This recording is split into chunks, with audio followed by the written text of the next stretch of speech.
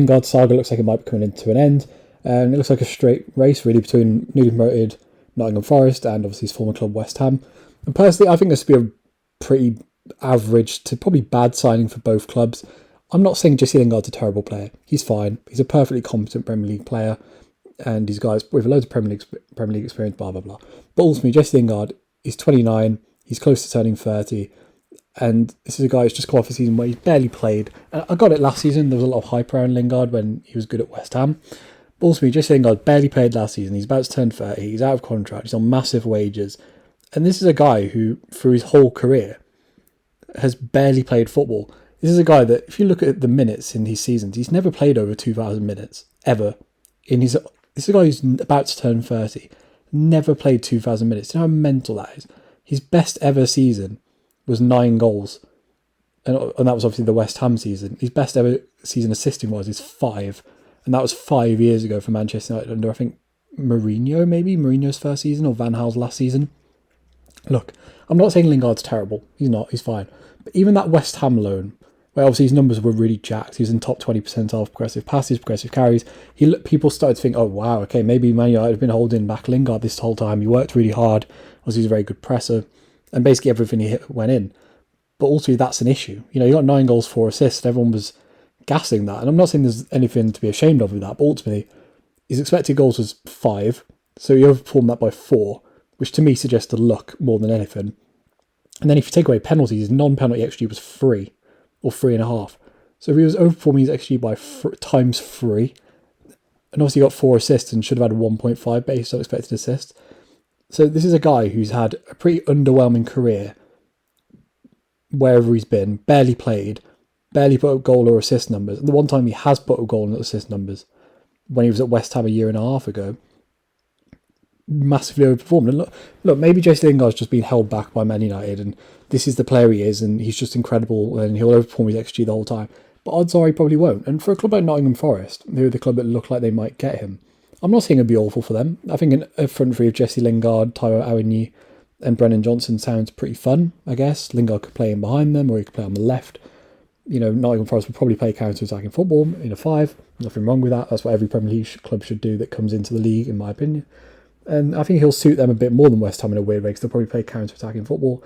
And his Premier League experience there. I'm not saying it'd be the worst signing in the world, but this is a guy who's going to be on 180 grand a week, apparently. Even if it's 150 grand a week or a bit lower, 180 grand a week is ridiculous. That's 9.9 million a year.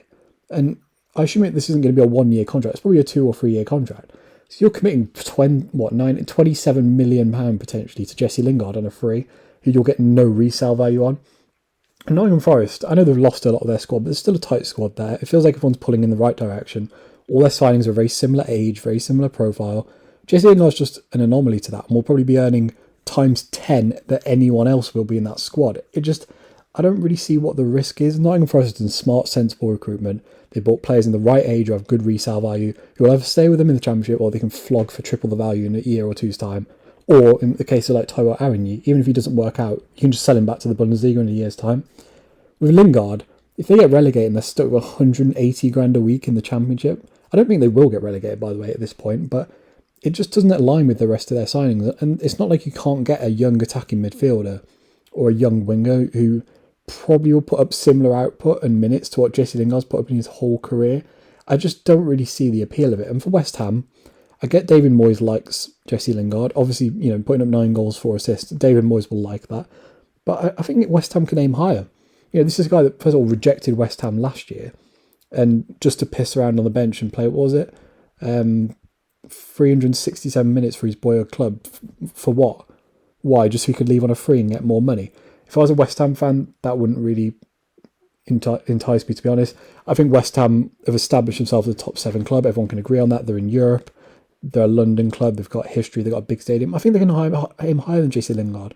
If Jesse Lingard is the best winger / attacking midfielder signing they can get, then for me that's bollocks. You know, West Ham have shown even when they were worse under Pellegrini and Moyes in their first period that they can get players like Allaire, they can get players like Felipe Anderson. I'm not saying they worked out, but they can get that level of talent from Europe. And they could aim higher than Jesse Lingard, in my opinion. He's already ruined their reputation with the fans a bit. I don't think he suits what West Ham should be either. You know, if West Ham want to establish themselves as a top 7 club over the next 3-4 years, they're probably going to have to average a bit more possession and play a bit less on the counter attack and dominate games a bit more. Jesse Lingard's not that guy. He's a counter attack guy. I don't think it just aligns with what West Ham want to be. Plus, they've already invested loads of money in Vlasic. You feel like you probably want to try and develop him a bit more.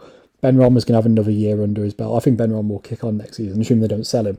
And West Ham need a 9 anyway. So I just don't really see what the appeal is with West Ham. They've done good business, West Ham. Flynn Downs is an okay punt, I guess.